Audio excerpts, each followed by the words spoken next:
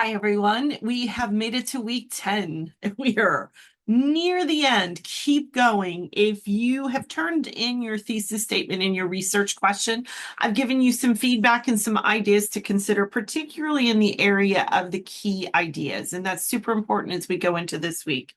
I do want to take a step back and talk about those research questions. Your research questions should not start with the word how. How is informative. We are arguing. So we are arguing to what extent. So do look back at that feedback. I provided you some ideas of revision. I've provided you some ideas of how to narrow that focus down. I've also given you, when we go into those key terms, some things to consider that you may not have thought about in your definition to make sure that those definitions are meaty and they're meeting the expectation of the course. And here's why that's important. When you get into research, those key terms are the pieces that you're researching. It's what you're going to use in Galileo to find your sources, or Google Scholar, whichever you prefer. Do know that I'm okay with you briefly researching through Wikipedia, but you should never, ever, ever, ever cite Wikipedia as the source. So making sure that you're using that. And if you decide to go outside of Galileo, which we know is an academically sound platform, you must perform a SIFT analysis. And if you've forgotten what that is, go back to week 8 where I go through what SIFT is and make sure you're doing it. It's a major part of what you're going to be doing on your annotated bibliography this week. Okay. Having said that, let's get into what's due this week. And we're starting to shift gears. So you won't hear from me again in one of these weekly videos for 2 weeks, because it's going to take you 2 weeks to do the process of an annotated bibliography through the research, through the annotations, through the analysis that you're writing. So you won't see me again until we get into week 12. All right, so let me share my screen. And I have the annotated bibliography assignment guidelines for us to go through. So basically what an annotated bibliography is it's a recording of your research, and it's laying out what it is that you are going to prove in your argument essay. The task is located for you here. You need to include a total of 6 sources in your annotated bibliography. 3 of those should come from the methods of development that you did throughout Portfolio 2, whether it's the definition, the 2 that you brought in for the comparative analysis, and some of you had some additional sources as well. But overall, you must have 6. You can have more than 6, but 6 is the minimum. For each of these sources, you are going to construct an annotation and a bibliography entry. And that is made up of, first, the MLA citation. Please make sure you're adhering to proper MLA citation. This is where it really starts to count. In fact, if your paper is not in proper MLA format, and that's talking about the pagination, top right, the header and the format there, the title, should be your research question. That's what it should be at this point. Your title should be there, and it should not be bold. You shouldn't have extra spaces. Times New Roman, 12-point font. It does not default to that setting in any word processing platform. You have to change it. It is a requirement of this course that you get MLA correct. So please make sure it's correct. If it's not, I'm going to push the paper back to you and say redo before I will assess it. I want that to be proper from here on in. It's time that we use our sources and our resources to make sure we've got that right.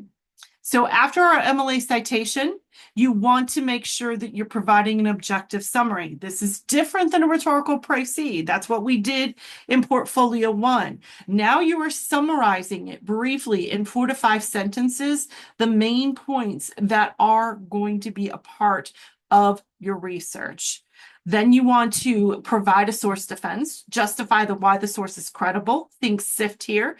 Explain how the source is reliable, how it's an authoritative piece.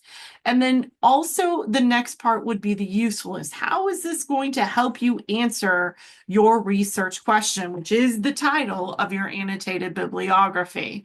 Making sure that you're detailing that in 2 to 3 sentences.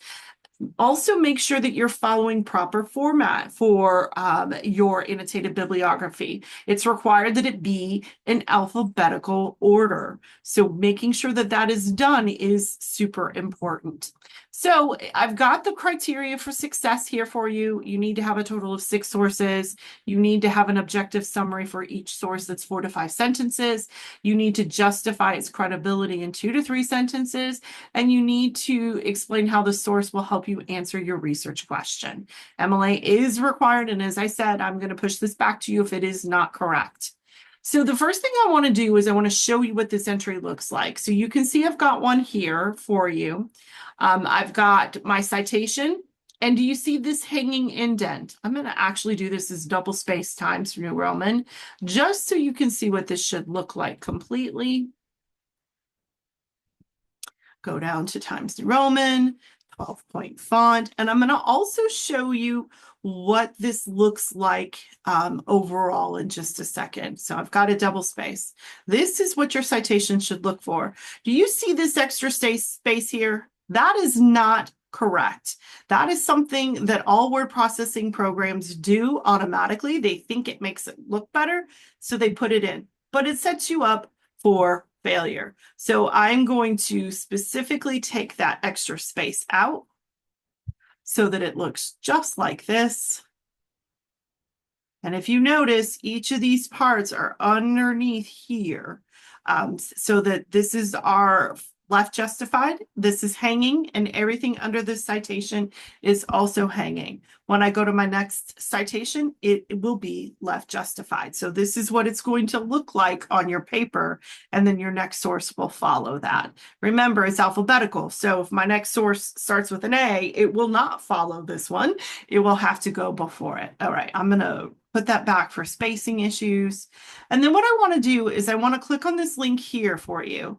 So I've done a couple things. I've provided you a template of an annotated bibliography where you can make a copy for yourself and use this straight up. But I also have this for you available in our Start Here table of knowledge area. So you can see I've got it laid out with the basic information that you need to have. And you're going to notice at the top it has your research question. That's the first thing you want to include. If you have revised that, that's even better at this point. So I can kind of see that revision and give you feedback again as we move forward. Then next down, you see your thesis statement. Please put that thesis statement back in here so that we have that information as well. And then I've got a sample of what your annotations would look like if they were in alphabetical order for you to use. So that is available for you to make sure that you can be as successful as you can in this assignment. It is a major assignment. Please make sure that you're adhering to and following the criteria for success. It is extremely important on this assignment to make sure that you can be as successful as possible. So that's it. That's what you're working on this week and next through week 10 and through week 11 is your annotated bibliography. Please, please, please reach out to me throughout your process. I've had some people say, hey, I'm struggling with some ideas of where to go with research, and I've been able to give them some key ideas or some research terms that might support them. That's what I'm here for over the next 2 weeks, is to help support you in that process. By the end of these 2 weeks, you're going to have all your research done. You've already got major components of the actual essay itself written. So we were ready to move into the writing, the formal writing of your argument essay. Reach out by email if you need me. I'll see you in 2 weeks.